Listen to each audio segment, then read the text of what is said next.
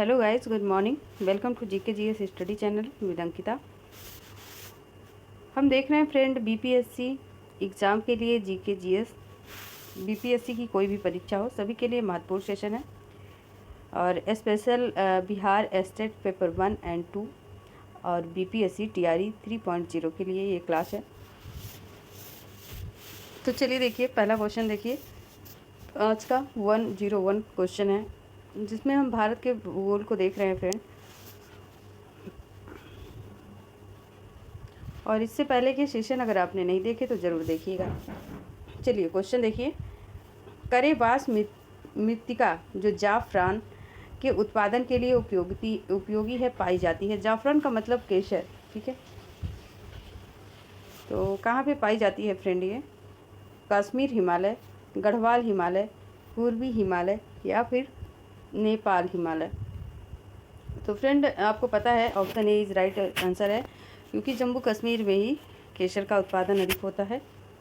और केसर के लिए कैसी मिट्टी चाहिए, अगर पूछ ले कैसी मिट्टी चाहिए तो यह करेवा मिट्टी, ठीक है। करेवा वदूर में उपजाई जाती है ये, और यह ताज़े जल द्वारा जमा की गई मिट्टी है, ठीक है। तो करेवा मिट्टी का नाम हमने तो नहीं सुना है, कुछ कहते होंगे इसको।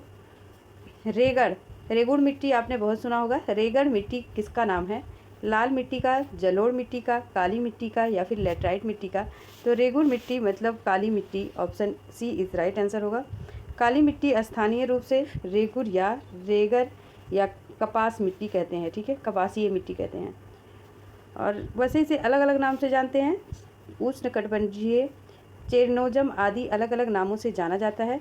भारत में इसका विस्तार 5.46 लाख वर्ग किलोमीटर क्षेत्र में है, जो भारत की कुल मिट्टी 16.6% है। यहाँ मिट्टी गुजरात, महाराष्ट्र, पश्चिम मध्य प्रदेश, उत्तर प्रदेश, आंध्र प्रदेश, कर्नाटक, तमिलनाडु, राजस्थान, छत्तीसगढ़, झारखंड तक बड़े भागों में ये विस्तृत है। नेक्स्ट क्वेश्चन है, रेगड़ मिट्टी सबसे ज़्यादा कहाँ पे पाई जाती है फ्रेंड? महाराष्ट्र में, तमिलनाडु में, आंध्र प्रदेश या फिर झारखंड में? तो रेगड़ का मतलब आपने सुना क्या? रेगड़ मिट्टी को क्या कहते हैं? काली मिट्टी कहते हैं, कपासीय मिट्टी कहते हैं इसे। और सबसे ज़्यादा ये कहाँ पाई जाती है? तो महाराष्ट्र में पाई जाती है। Option A is right answer.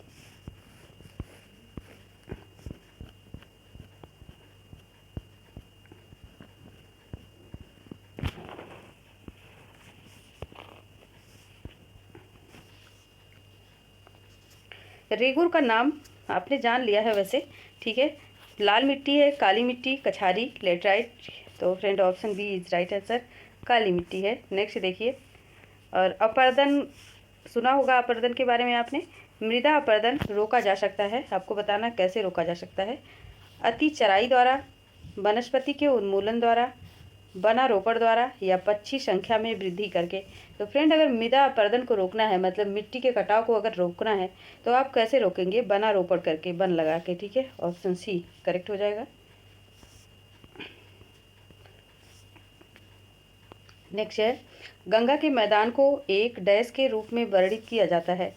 Pedi plane, Penney plane, जियोसिनक्लाइन या फिर कास्टर प्लेन, ठीक है। तो ऑप्शन सी जियोसिनक्लाइन, ठीक है।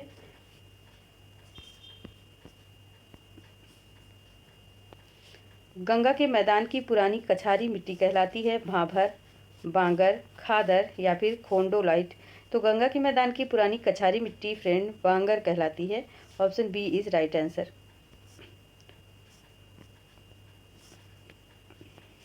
निम्नलिखित में कौन सी मिट्टी नदियों द्वारा निर्मित होती है?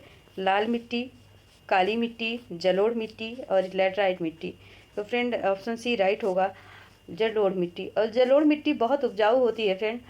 और भारत की मिट्टी की बात करें तो जो भारत में सब अधिकतम मिट्टी, सर्वोत्तम जगह पे जो पाई जाती है वो जलोढ़ मिट्टी ही है।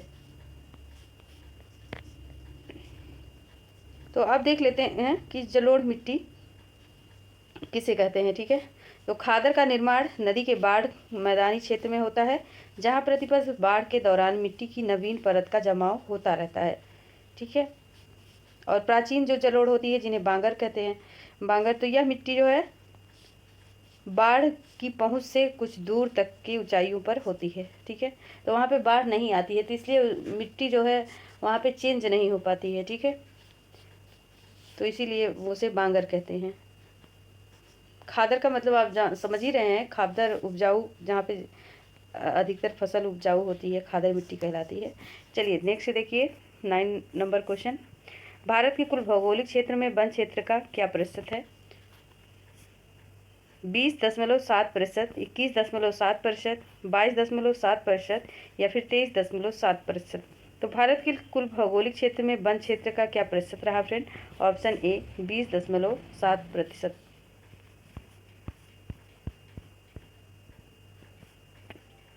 अगला देखिए, भारत में किस राज्य का सर्वाधिक क्षेत्र घने पतझड़ वाले जंगल से घिरा है? ओडिशा, महाराष्ट्र, मध्य प्रदेश या फिर छत्तीसगढ़। तो आप जानते ही हैं कि सर्वाधिक घने पतझड़ पूछा है, ठीक है। तो घने पतझड़ वाले भी वन वहीं पाए जाएंगे फ्रेंड जहाँ पे वनों की अधिकता होगी, ठीक है। तो मध्य प्रदेश, ऑप्शन सी इस राइट आंसर हो जाएगा।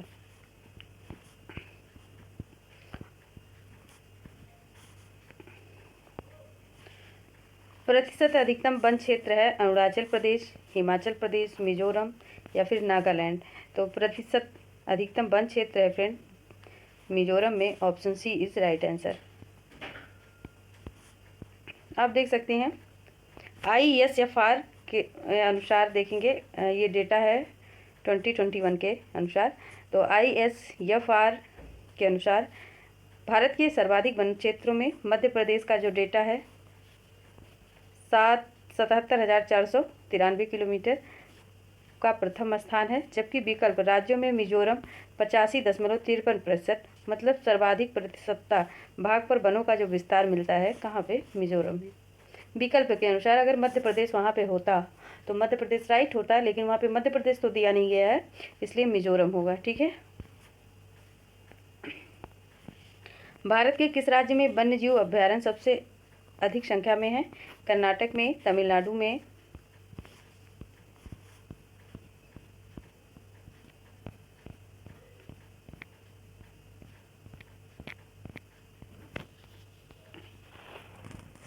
ठीक है, कर्नाटक, तमिलनाडु, महाराष्ट्र या फिर मध्य प्रदेश में। तो फ्रेंड मध्य प्रदेश में, ऑप्शन सी राइट होगा। तो ये देखिए 2020 का डेटा है।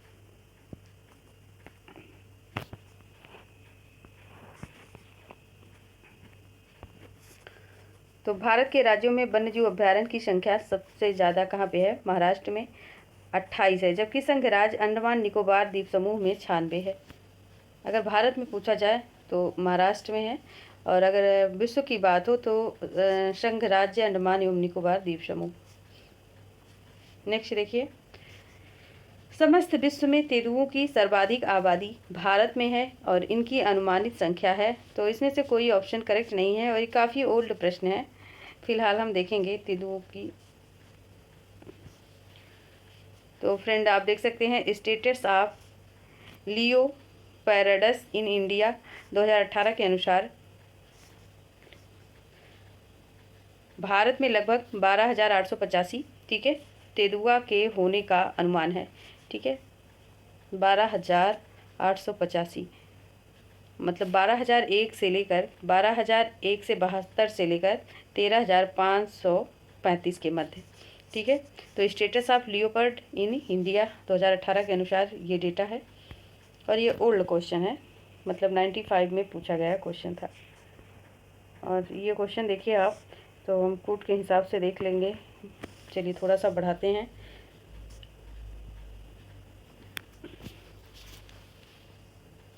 देखिए, भारत की जनसंख्या विशेषताओं के संबंध में निम्नलिखित कथनों पर मनन कीजिए। तो वर्ष 1991 से 2001 के दशक में जनसंख्या की वृद्धि लगभग 21% की दर से हुई, और वर्ष 1991 की अपेक्षा 2001 में पुरुष या महिला साक्षरता का अंतर बढ़ गया। और वर्ष 2001 जनगणना के अनुसार देश में 35 ऐसे बड़े नगर हैं जिनमें कुल नगरीय जनसंख्या की लगभग 48% जनसंख्या निवास करती है। और चौथा ऑप्शन है वर्ष 1991 में जनगणना उत्पादन उपभोक्ताओं की संख्या में कमी का संकेत दिया है, ठीक है। तो इसमें से कौन सा ऑप्शन करेक्ट होगा फ्रेंड? तो 1 एंड 4 सही है, बाकी सब इनकरेक्ट है। तो पहला देख लीजिए, वर्ष 1991 में 2001 के दशक में जनसंख्या की वृद्धि लगभग 21% की दर से हुई, तो ये राइट है। और 4 भी सही है, 1991 की जनगणना के अनुत उत्पादन उपभोक्ताओं की संख्या में कमी दिखी का संकेत है, ठीक है। तो 1 एंड 4 सही है। तो 1 एंड 4 ऑप्शन सी में है। और अगर आप डेटा लेना चाहते हैं तो यहाँ से ले सकते हैं। अगला क्वेश्चन देखिए, 2011 की जनगणना के अनुसार भारत की कुल जनसंख्या में नगरीय जनसंख्या का प्रतिशत था लगभग 21, 31, 36 या फिर 40। तो फ्रेंड लगभग 31, 2011 की बात करें तो लगभग 21.2, ठीक है, 31.2%।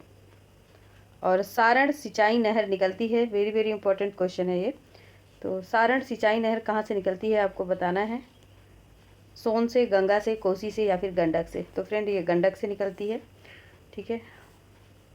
तो आप देख सकते हैं गंडक परियोजना के अंतर्गत गंडक नदी पर त्रिवेणी घाट के पास एक 740 मीटर लंबा बैराज बनाया गया, जिससे कुछ नहरें निकाली गई और जिनमें एक सारण सिंचाई नहर भी है। अगला क्वेश्चन देखिए, त्रिवेणी नहर में किस नदी से पानी आता है, सोन, कोसी, मयूराक्षी या फिर गंडक। तो option C is right answer, Gandak से। भाखड़ा नांगल एक संयुक्त परियोजना है, हरियाणा, पंजाब, राजस्थान, हरियाणा, पंजाब, दिल्ली, हिमाचल प्रदेश, हरियाणा, पंजाब की, ये भी इनकरेक्ट है, पंजाब, दिल्ली, राजस्थान। तो हरियाणा, पंजाब, राजस्थान, अगर मध्य प्रदेश होता तो मध्य प्रदेश भी राइट था, ठीक है। तो आप देख सकते हैं भाखड़ा नांगल बहुउद्देशीय परियोजना पंजाब, हरियाणा, राजस्थान राज्यों के संयुक्त उपक्रम है, अतः इसके अंतर्गत भाखड़ा नांगल के पास सतलज नदी पर 2 बांधों का निर्माण किया गया है। नेक्स्ट देखिए, भाखड़ा नांगल बांध किस नदी पर बनाया गया, वेरी वेरी इंपॉर्टेंट है, रावी, सिंधु, चिनाब, सतलज। तो सतलज नदी पर बनाया गया है भाखड़ा नांगल परियोजना। नेक्स्ट देखिए, किस नदी पर शिव समुद्रम जलप्रपात अवस्थित है, कावेरी, कृष्णा, गोदावरी या फिर महानदी। तो शिव समुद्रम फ्रेंड ये कावेरी नदी पर अवस्थित है। और महानदी किस पर है, महानदी है कहाँ पे, उड़ीसा में है ना। कृष्णा पे कौन सा डैम बना हुआ है, नागार्जुन सागर डैम बना हुआ है।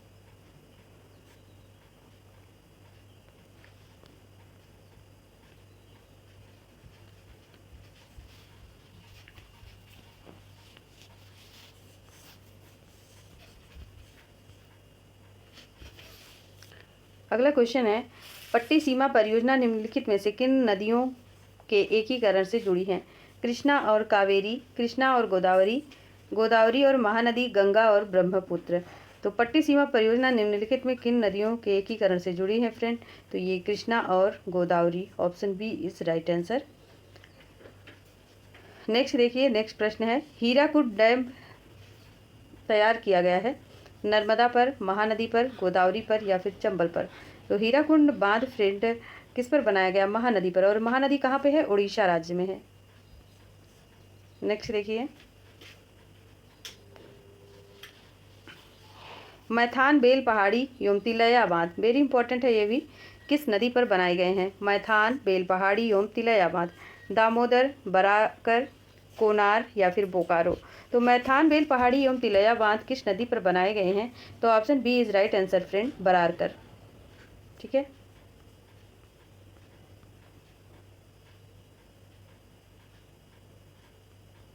नेक्स्ट देखिए, निम्नलिखित में कौन सी एक मीठे पानी की झील है, चिल्का, सांभर, उलर, लोकटक। तो मीठे पानी की जो झील है फ्रेंड वो ऑप्शन ई है इसमें से, ठीक है, ई है, क्योंकि वूलर तो ताज़े पानी की है, ठीक है। तो उलर फ्रेंड ये जम्मू कश्मीर तथा लोकटक कहाँ पे, लोकटक तो मणिपुर में है, ये मीठे पानी की झील है, ठीक है। जबकि चिल्का उड़ीसा में है और सांभर राजस्थान में है, जो खारे पानी की झील है। तो इस हिसाब से ऑप्शन, ठीक है, ई होगा, ऑप्शन ई होगा। तो इसमें मीठे पानी की झील तो दिया नहीं गया है, ठीक। क्यों लोकटक तो है ना, लोकताक दिया है, ठीक है, लोकटक है फ्रेंड, इसमें लोकताक दिया है। तो हाँ, इसमें दो ऑप्शन सही है, ठीक है, एक से अधिक सही है, क्योंकि ये उलर जो है ये आप देख रहे हैं कि जम्मू कश्मीर में है, और लोकटक कहाँ पे है, तो लोकटक मणिपुर में है, और ये दोनों कैसी झील है, ये मीठे पानी की झील है, ठीक है। तो दो ऑप्शन दे दिया गया है, मीठे पानी, तो इसलिए एक से अधिक ऑप्शन इसमें करेक्ट हो रहा है। नेक्स्ट देखिए, भारत में कौन सा कृषि वित्त का स्रोत नहीं है, ठीक है, एग्रीकल्चर फाइनेंस बताना है, सहकारी समितियां, व्यापारी बैंक, क्षेत्रीय ग्रामीण बैंक, इनमें से कोई नहीं। तो भारत में कौन सा कृषि वित्त का स्रोत नहीं है फ्रेंड, तो ऑप्शन डी, इनमें से कोई नहीं। क्योंकि देखिए, जो कृषि वित्त के प्रमुख स्रोत हैं वो इस प्रकार हैं, वाणिज्यिक बैंक, सहकारी बैंक, क्षेत्रीय ग्रामीण बैंक, अतः स्पष्ट है कि उत्तर डी राइट है, ठीक है। नेक्स्ट देखिए, कृषि में युग्म पैदावार का आशय डैश को उगाने से है, विभिन्न मौसमों पर दो फसल, एक ही साथ दो फसल, अन्य फसल के साथ एक फसल, और इनमें से कोई नहीं। तो कृषि में युग्म पैदावार का आशय को उगाने से है फ्रेंड, ऑप्शन ए, विभिन्न मौसमों पर दो फसल। तो एक तो ये चीज़ जान लीजिए आप, विभिन्न मौसमों पर जो दो फसल उगाई जाती है, तो एक साथ भूमि पर दो या दो से अधिक फसल जो उगाई जाती है उसको क्या कहते हैं, उसको फ्रेंड क्या कहते हैं, मिश्रित खेती कहते हैं। या आपसे पूछ ले कि मिश्रित खेती किसे कहते हैं, तो मिश्रित खेती फ्रेंड, तो जो जहाँ पे दो फसल उगाई जाती हैं एक ही भूमि पर, ठीक है, ये दो या दो से अधिक फसलें उगाई जाती हैं। और अगला प्रश्न देखिए, ये भी बड़ा सा है, कूट वाला ही है।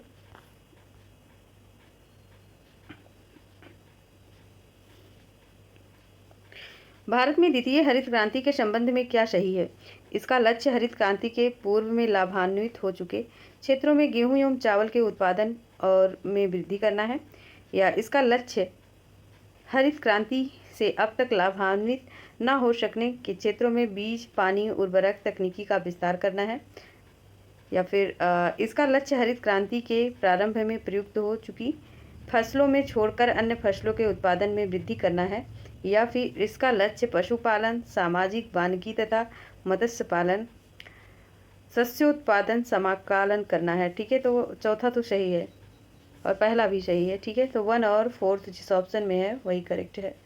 चलिए आगे देखते हैं अगला क्वेश्चन।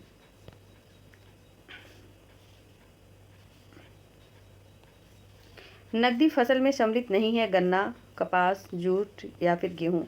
तो फ्रेंड नकदी फसल मैंने कल भी बताया था आपको, नकदी फसल किसे कहते हैं, तो नकदी फसल फ्रेंड ऑप्शन डी, ये गेहूँ शामिल नहीं है, जबकि गन्ना, कपास, जूट ये नकदी फसल में आते हैं।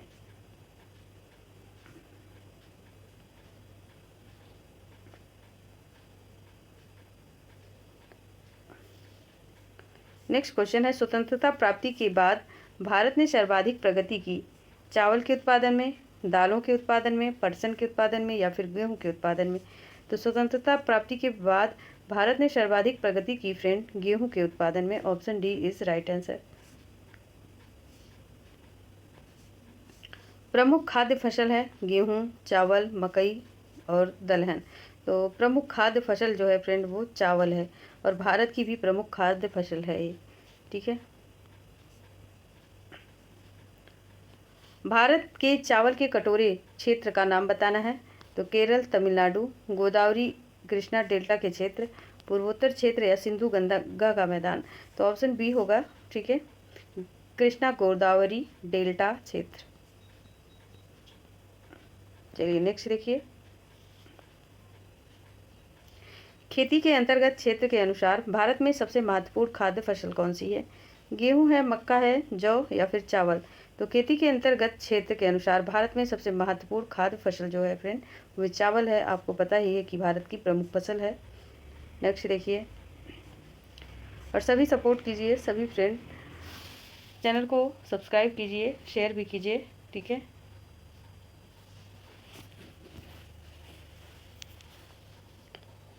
भारत में कौन सी फसल सर्वाधिक क्षेत्र में बोई जाती है, मूंगफली, ज्वार, चावल, गेहूँ।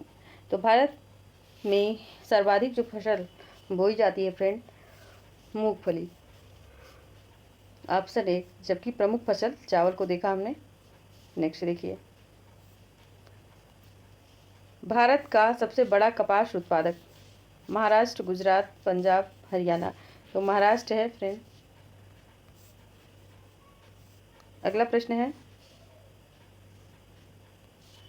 गन्ने के उत्पादन में राज्यवार घटते क्रम, तो डिसेंडिंग ऑर्डर बताना है इसमें। ठीक है, तो ऑप्शन सी होगा घटते क्रम। उत्तर प्रदेश, महाराष्ट्र, तमिलनाडु और कर्नाटक। तो आप देख सकते हैं। नेक्स्ट देखिए, शुष्क भूमि के लिए सर्वाधिक उचित फसल कौन सी है? गन्ना है, जूट है, गेहूं है, मूंगफली है। तो शुष्क भूमि के लिए सर्वाधिक उचित फसल friend option D is right answer, मूंगफली है। भारत का सबसे बड़ा रबर उत्पादक राज्य कौन सा है? आंध्र प्रदेश, कर्नाटक, केरल, तमिलनाडु। तो केरल है फ्रेंड। लेकिन अगर आपसे पूछ ले कि मूंगफली का सबसे बड़ा उत्पादक राज्य कौन सा है, तो आंध्र प्रदेश है। आंध्रा की तरफ ज़्यादा मूंगफली उत्पादन होता है। ठीक है,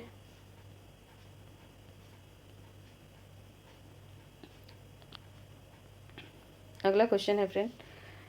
तो आपने देखा रबर उत्पादन में सबसे आगे तो केरल है, यही प्रश्न था ना, तो इसको स्किप करते हैं। आगे देखिए, भारत सर्वश्रेष्ठ उत्पादक एवं उपभोक्ता है किसका है? चावल का, चाय का, तिलहन का, दाल का। तो इसमें से कोई ऑप्शन करेक्ट नहीं है, क्योंकि आप देखिए प्रश्न काल में भारत में विश्व में चाय दाल सबसे बड़ा उत्पादक एवं उपभोक्ता, FAO के वर्ष 2020 के आंकड़े के अनुसार भारत विश्व में चाय का दूसरा, ठीक है, और चीन पहला है, बड़ा उत्पादक और सबसे बड़ा उपभोक्ता है। और दूसरी तरफ भारत दाल के उत्पादन एवं उपभोग प्रश्नकाल से वर्तमान तक अग्रणी स्थान पर बना रहा है। तो जब ये प्रश्नकाल हुआ, मतलब उस दौरान पर, तो सबसे आगे ये क्या था? भारत में दाल, भारत आगे था दाल। तो भारत किस में आगे था? चाय दाल इन सब में सबसे आगे था। अभी अगर लेटेस्ट डेटा 2024 का देखा जाए तो हो सकता है कुछ और निकले, तो ये 2020 का है। ठीक है, आगे देखिए, निम्नलिखित में से किस पहाड़ी पर चाय बागान नहीं है?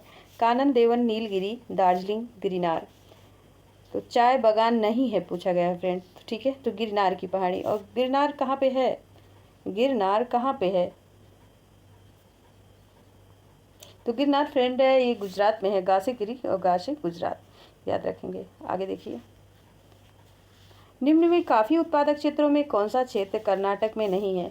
तो चिकमंगलूर, कुर्ग, बाबा बुदनगिरी और पुलनेज। तो friend option D is right answer, पुलनेज। नेक्स्ट देखिए, भारत अपनी आवश्यकता से अधिक उत्पादन करता है चाय, अनाज, पेट्रोलियम, पेट्रो रसायन। तो फ्रेंड ऑप्शन ए चाय। तो ये निर्यात, मतलब इसका निर्यात भी करता है, शेल भी करता है। ठीक है, जब ज़्यादा है अपनी यहाँ खपत से ज़्यादा है, तो जाहिर सी बात है निर्यात भी करेगा, इसको बेचेगा भी। भारत का सर्वाधिक पटसन उत्पादन राज्य है आंध्र प्रदेश, बिहार, तमिलनाडु या फिर पश्चिम बंगाल। तो पश्चिम बंगाल। और वहीं हमने कपास को देखा था, कपास का सबसे ज़्यादा उत्पादन कहाँ पे है? तो महाराष्ट्र में था। और पटसन की बात हुई तो ये पश्चिम बंगाल में है। पटसन का मतलब जूट यार, जूट, जूट तो समझते होंगे आप। भारत के राज्यों में जूट उत्पादन की दृष्टि से बिहार का क्या स्थान है? प्रथम, द्वितीय, तृतीय या फिर चतुर्थ? तो फिर द्वितीय स्थान है, option B is right answer. Next देखिए, एल्युमिनियम का सबसे महत्वपूर्ण अयस्क है बॉक्साइट, कैलामाइन और कैल्साइट या फिर गैलेना। तो बॉक्साइट है फ्रेंड, ऑप्शन ए।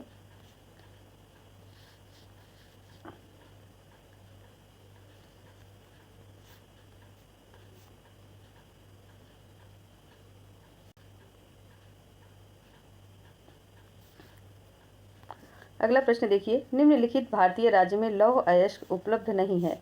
बिहार में, मध्य प्रदेश में, उड़ीसा में या फिर पंजाब में? तो उपलब्ध नहीं है, कहाँ पे लौह अयस्क नहीं पाया जाता है? तो ऑप्शन बी डी, ठीक है, पंजाब में। नेक्स्ट देखिए, भारत के किस राज्य में चांदी उपलब्ध होती है? उड़ीसा, आंध्र प्रदेश, गुजरात या फिर झारखंड। तो इनमें से कोई ऑप्शन सही नहीं है। अगर ऑप्शन में कर्नाटक होता या राजस्थान होता तो राइट होता, क्योंकि आप देख सकते हैं इंडियन मिरर ईयर बुक के अनुसार भारत में चांदी प्रमुख उत्पादक राज्य हैं राजस्थान और कर्नाटक। नेक्स्ट देखिए, निम्न खनिजों में से किस खनिज के उत्पादन में भारत विश्व में अग्रणी है? तो चादरी, अभ्रक, तांबा, जिप्सम, लौह अयस्क। तो option C is right answer. C कैसे होगा? ई है, ठीक है, ई है, ई है, ठीक है, क्योंकि 2019 में अभ्रक का सबसे बड़ा उत्पादक ब्राज़ील, तांबा सबसे बड़ा उत्पादक चिली, जिप्सम का सबसे बड़ा उत्पादक संयुक्त राज्य अमेरिका तथा लौह अयस्क का सबसे बड़ा उत्पादक ऑस्ट्रेलिया है। ठीक है, तो अभ्रक का सबसे बड़ा उत्पादक राज्य कौन सा है? उत्पादक देश कौन सा है? ब्राज़ील है। तांबा की बात करें तो तांबा का उत्पादक देश चिली है।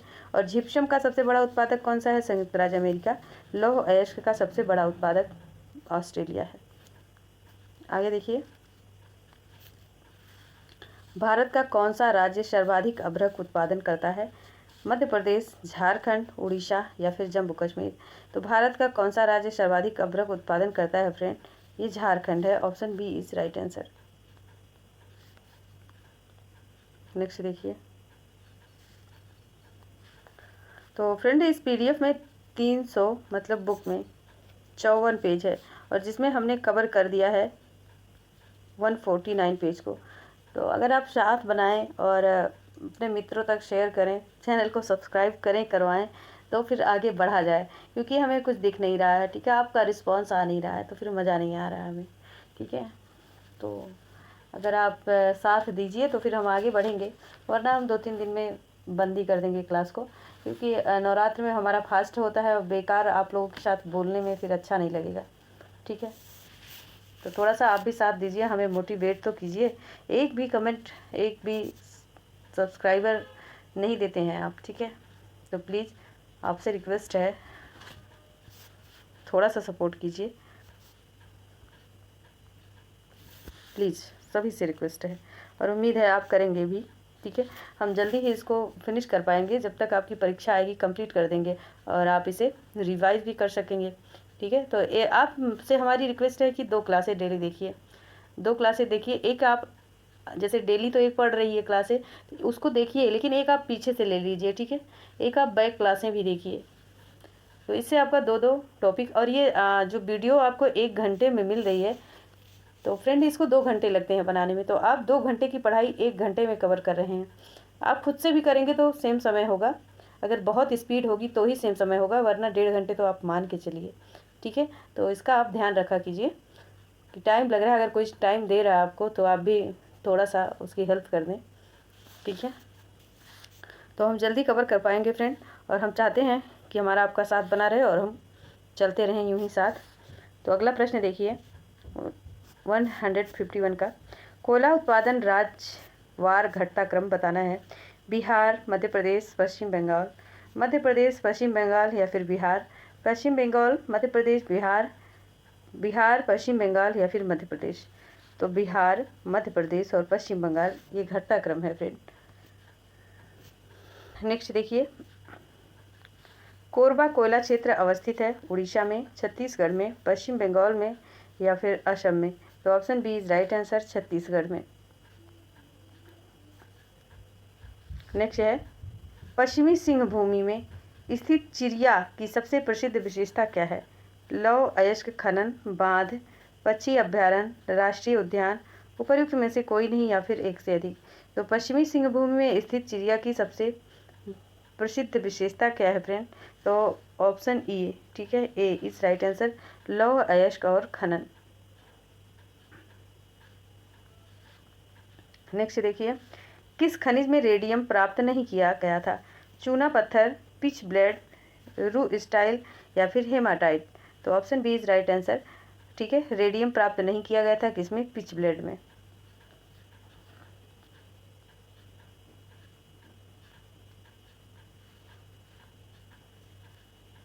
और अगला प्रश्न देखिए, भारत में पहला पन बिजली मतलब हाइड्रो पावर स्टेशन शक्ति केंद्र आरंभ हुआ पाईकारा में कोयना में, भाखरा नांगल में या फिर शिव समुद्रम में? तो भारत में पहला पन बिजली फ्रेंड शिव समुद्रम में। और ये शिव समुद्रम डैम कहाँ पे बना हुआ है? तो कावेरी पे, ठीक है, कावेरी नदी पे। चलिए अगला देखिए, अगला प्रश्न। भारत में ऊर्जा उत्पादन उपभोग के संबंध में निम्नलिखित में कौन सा कथन सही नहीं है? तो गत दशक में भारत में ऊर्जा उत्पादन ह्रासमान प्रवृत्ति लक्षित हुई। विश्व में प्रति व्यक्ति ऊर्जा उपभोग भारत में न्यूनतम है। भारत में उत्पादित कुल व्यावसायिक ऊर्जा गैर पारंपरिक ऊर्जा स्रोतों का योगदान एवं प्रतिशत से कम है। भारत में ऊर्जा का उपभोग करने वाला प्रमुखतम क्षेत्र उद्योग कौन सा है? तो ऑप्शन सी होगा फ्रेंड, क्योंकि भारत में उत्पादित कुल व्यावसायिक ऊर्जा गैर पारंपरिक ऊर्जा स्रोतों का योगदान 1% से कम है। नेक्स्ट प्रश्न देखिए।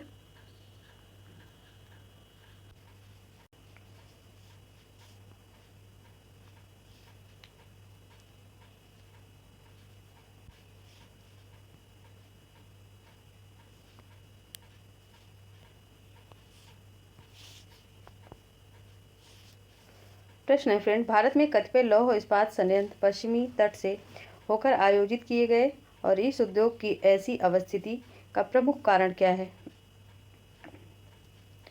तो फ्रेंड ऑप्शन ए है, पश्चिमी तटीय क्षेत्र में अधिकाधिक नाभिकीय ऊर्जा जनन, गोवा एवं मध्य प्रदेश के कुछ भागों में उत्तम श्रेणी के लौह अयस्क निक्षेपों का मिलना तथा इस क्षेत्र से इस्पात निर्यात तुलनात्मक सुविधा, पश्चिमी तटीय क्षेत्र से भारतीय लौह अयस्क की अंतर्राष्ट्रीय मांग में कमी, या स्पंज लौह तकनीकी का अपनाया जाना।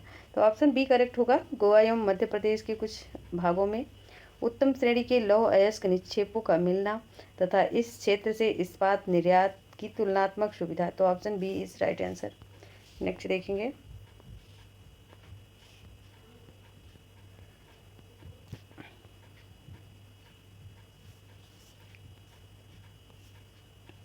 भारत में कुल कितने राष्ट्रीय राजमार्ग हैं और उनकी कुल लंबाई तकरीबन कितनी है? तो 34 हैं और 16,000 किलोमीटर है, 44 है 24,000 किलोमीटर, 54 है 16,000, 64 है या 40,000। तो ऑप्शन डी है, ठीक है। तो भारत में कुल 64 राष्ट्रीय राजमार्ग हैं और तकरीबन कुल लंबाई उनकी 40,000 किलोमीटर है। नेक्स्ट देखिए, भारत में सबसे पहले रेल मार्ग तैयार हुआ था? तो 1853, 54, 85 या फिर 59 में। तो फ्रेंड सबसे पहले रेल मार्ग जो तैयार हुआ था तो 1853 में हुआ था। ये किसके समय काल में हुआ था? तो ये लॉर्ड डलहौजी के कार्यकाल में हुआ था। और पूछा जाता है कि सबसे पहले जो रेलवे लाइन बिछी थी, तो रेलवे लाइन फ्रेंड बम्बई में बिछी थी, ठीक है। और यहीं पर चला भी था, पहले रेल यहीं पर चला था मुंबई से थाणे तक, ठीक है। और कितनी अगर पूछ ले कि कितनी दूरी से, मतलब कितनी दूरी पर चला था पहली बार, एक सेकेंड।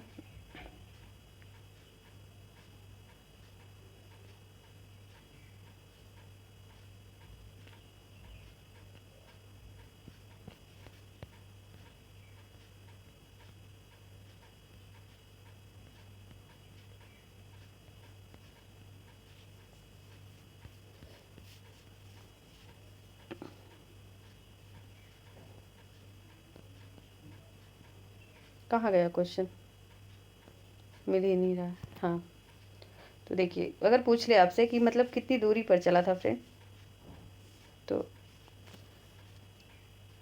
ये 34 किलोमीटर की दूरी तय करके थाणे के स्टेशन पहुंची थी, पहली बार की अगर बात है। तो चलिए अगला देखिए, बड़ी लाइनों की दो पटरियों के बीच की दूरी होती है तो 6 नहीं 1/2 फीट या फिर 5.5 फीट, 5 फीट या फिर 4.5 फीट।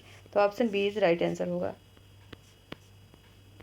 नेक्स्ट देखिए, और जो सबसे छोटी लाइन अगर पूछ ले तो 762 मिलीमीटर से 610 मिलीमीटर तक की दूरी थी। और चौड़ी की बात कर लें तो आप स्क्रीनशॉट लेना चाहते हैं तो ले लीजिए, ठीक है, देख लीजिएगा आप अच्छे से। अगला क्वेश्चन है, मार मुगाओ पतन स्थित है उड़ीसा में, तमिलनाडु में, गोवा में, केरल में? तो मार मुगाओ पतन स्थित है फ्रेंड गोवा में। Option C is right answer. अगला प्रश्न देखिए,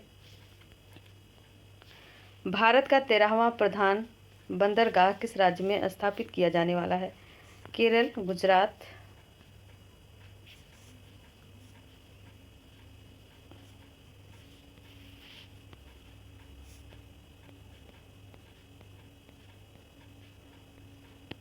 महाराष्ट्र या फिर तमिलनाडु? तो फ्रेंड महाराष्ट्र, ठीक है, option C is right answer. और अगला प्रश्न देखिए, सुल्तानपुर बर्ड सेंचुरी स्थित है। तो सुल्तानपुर बर्ड सेंचुरी कहाँ पे स्थित है? चंडीगढ़, भरतपुर, गुड़गांव, गांधीनगर। तो गुड़गांव में स्थित है। अंटार्कटिका में भारत के तृतीय शोध केंद्र का नाम है? भारती है, स्वागतम है, हिंदुस्तान, मैत्री है। तो option A is right answer, Bharati है। नेक्स्ट है,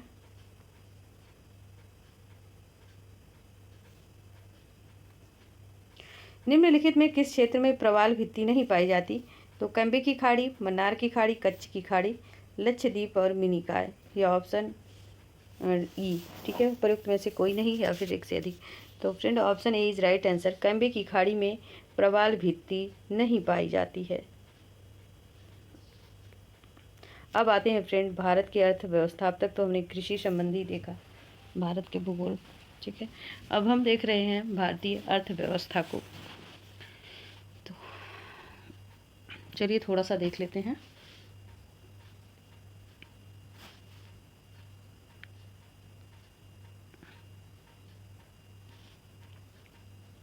पहला क्वेश्चन है, भारत की राष्ट्रीय आय का मुख्य स्रोत है?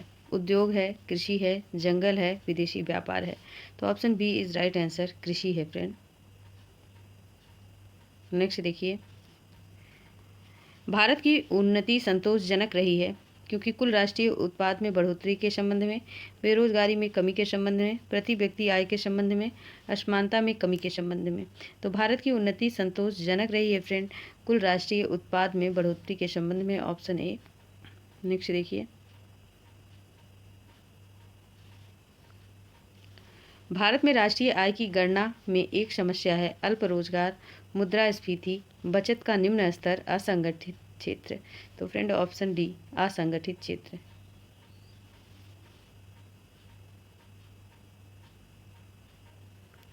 और अगला क्वेश्चन देखिए, और ये प्रश्न कितनी बार बना हुआ है आप खुद ही देख सकते हैं, ठीक है। तो भारत में राष्ट्रीय आय समअंकों का आकलन किसके द्वारा किया जाता है? योजना आयोग, रिजर्व बैंक, वित्त मंत्रालय या फिर केंद्रीय सांख्यिकी संगठन। तो option D is right answer, केंद्रीय सांख्यिकी संगठन। नेक्स्ट देखिए, आर्थिक विकास का सबसे अच्छा सूचकांक किसके द्वारा प्रदान किया जा सकता है? तो मौजूदा कीमतों पर राष्ट्रीय आय में वृद्धि, प्रति वर्ष प्रति व्यक्ति वास्तविक आय में वृद्धि, बचत अनुपात में वृद्धि, भुगतान शेष की स्थिति में सुधार, उपयुक्त में से कोई नहीं या फिर एक से अधिक। तो आर्थिक विकास का सबसे अच्छा सूचकांक फ्रेंड है प्रति वर्ष प्रति व्यक्ति की वास्तविक आय में वृद्धि, ठीक है, option B is right answer. अगला प्रश्न है, भारत में औद्योगिक क्षेत्र की उपलब्धि को मापने के लिए निम्न में कौन सी संस्था औद्योगिक उत्पादन के सूचकांक को जारी करता है? तो भारत राष्ट्रीय प्रतिदर्श सर्वेक्षणकार NSSO या फिर भारतीय रिजर्व बैंक RBI या केंद्रीय सांख्यिकी कार्यालय CSO या फिर ऑप्शन ई। तो ये दोनों छोड़ ही दीजिए क्योंकि प्रश्न इन्हीं में से है। प्रश्न कौन है?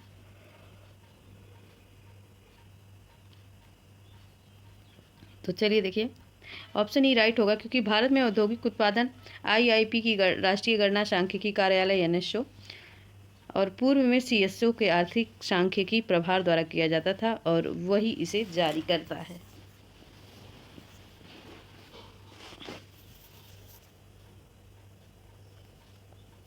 अगला प्रश्न है, बिहार का प्रति व्यक्ति शुद्ध राज्य घरेलू उत्पाद स्थिर कीमतों पर देश की तुलना में कम है।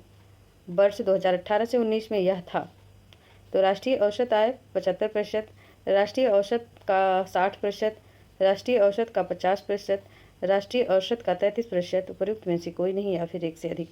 तो friend option D is right answer, राष्ट्रीय औसत का 33%। अगला प्रश्न देखिए, भारत का एक अल्प विकसित देश कहा जाता है। उसकी नियोजन की आवश्यकता के कारण, तीव्र गति की जनसंख्या में वृद्धि के कारण, कृषि पर अधिक निर्भरता के कारण, औद्योगिक उन्नति की मंद गति के कारण। तो फ्रेंड ऑप्शन डी, क्योंकि 2, 3, 4 ऑप्शन सही है पहला छोड़ के। ठीक है,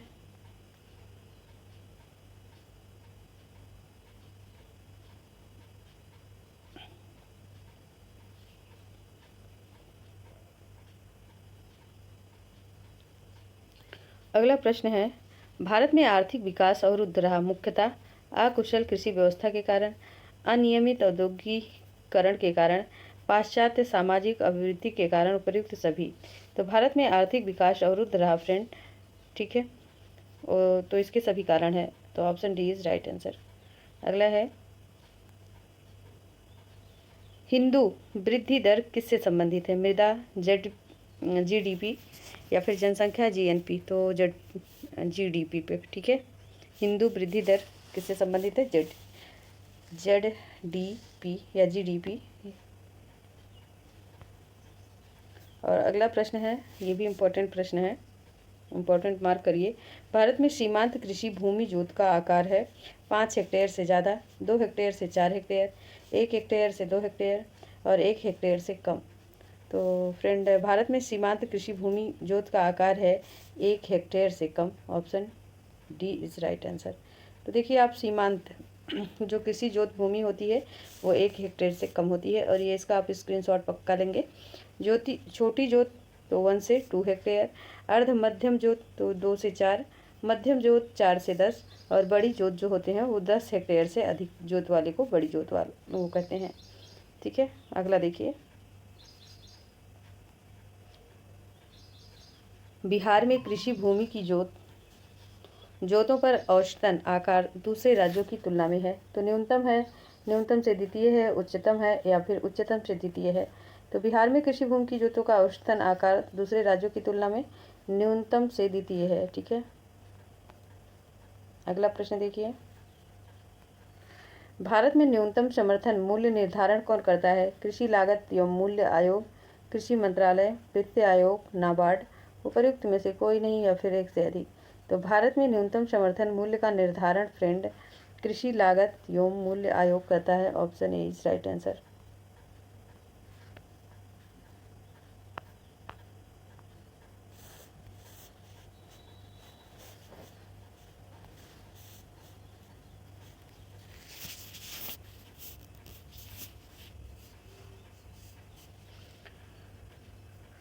भारत में अर्ध शोषधन निवारण अधिनियम कब लागू हुआ?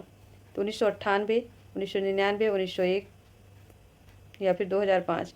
तो ये 1900 नहीं, 2001 है। ठीक है, तो ऑप्शन डी, भारत में अर्ध शोधन निवारण अधिनियम 2005 में लागू हुआ। अगला प्रश्न देखिए, शब्द संक्षेप TRIMS से क्या बनता है? तो व्यापार संबंधित आय उपाय, व्यापार संबंधी प्रोत्साहन उपाय, व्यापार संबंधित निवेश उपाय या फिर व्यापार संबंधित अभिनव उपाय? तो फ्रेंड ऑप्शन सी होगा। ठीक है, व्यापार संबंधित निवेश उपाय। तो शब्द संक्षेप TRIMS से व्यापार संबंधित निवेश उपाय।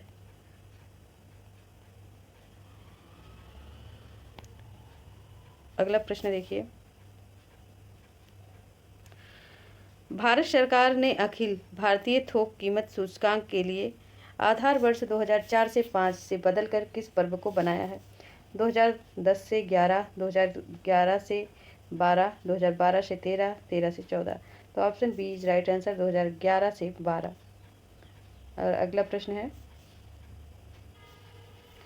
भारत में किस राज्य की वर्तमान मूल्यों पर नवीनतम प्रति व्यक्ति की आय न्यूनतम है? बिहार, उत्तर प्रदेश, उड़ीसा या फिर नागालैंड? तो friend option A is right answer, Bihar है। अगला देखिए, बिहार में नवीनतम वार्षिक प्रति व्यक्ति बिजली का उपयोग है, न्यूनतम है, न्यूनतम से द्वितीय है, उच्चतम है, उच्चतम से द्वितीय है, उपर्युक्त में से कोई नहीं या फिर एक से अधिक? तो फ्रेंड न्यूनतम है, option A is right answer. और अगला प्रश्न है, विचार करना है आपको। ठीक है, चावल उत्पादक में बताना है कौन सा क्रम सही है। तो फ्रेंड, चावल उत्पादक में सबसे पहले आता है पश्चिम बंगाल, उसके बाद आएगा उत्तर प्रदेश, आंध्र प्रदेश, फिर पंजाब आएगा। ठीक है, अच्छा यहाँ पे तो कुछ अलग ही डेटा दिया है, तो सही क्रम आरोही क्रम पूछा है, तो आरोही क्रम में पहले आंध्र प्रदेश दिया है। ठीक है, पहले आंध्र प्रदेश, फिर पंजाब, उत्तर प्रदेश, फिर पश्चिम बंगाल।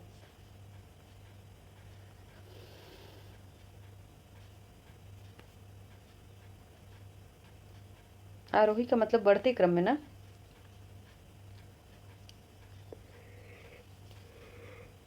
चलिए आगे देखिए अगला क्वेश्चन। भारत में किस राज्य में कपास का औसतन उत्पादन सर्वाधिक है? बंगाल, बिहार, असम, आंध्र प्रदेश। तो आंध्र प्रदेश। ठीक है, और महाराष्ट्र भी है, लेकिन अभी ये अलग डेटा होगा, तो ये 2021 के अनुसार। ठीक है, तो आप देख ही सकते हैं कपास के 3 बड़े उत्पादक राज्य हैं, महाराष्ट्र, गुजरात और तेलंगाना। वो अलग डेटा के अनुसार होगा, ये अलग डेटा के अनुसार निकाला हुआ है ना।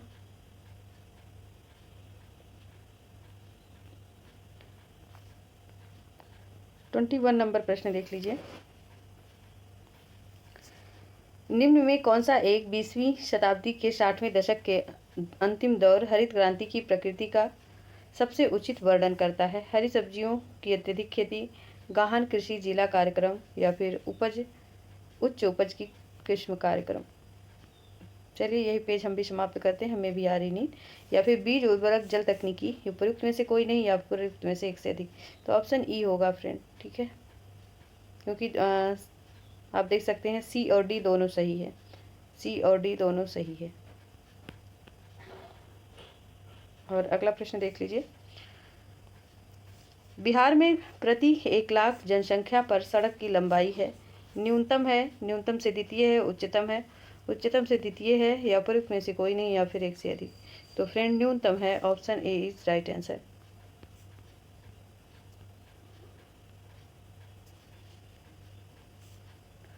निम्नलिखित में कौन सा उपागम प्रोफेसर अमर्त्य सेन से संबंधित है? मूल आवश्यकता उपागम, सक्षमता उपागम, आय उपागम, या फिर कल्याण उपागम। तो प्रोफेसर अमर्त्य सेन से जो संबंधित है फ्रेंड सक्षमता उपागम, ऑप्शन बी। तो यहीं तक रखते हैं फ्रेंड, मिलते हैं कल नेक्स्ट वीडियो में, तब तक के लिए थैंक यू।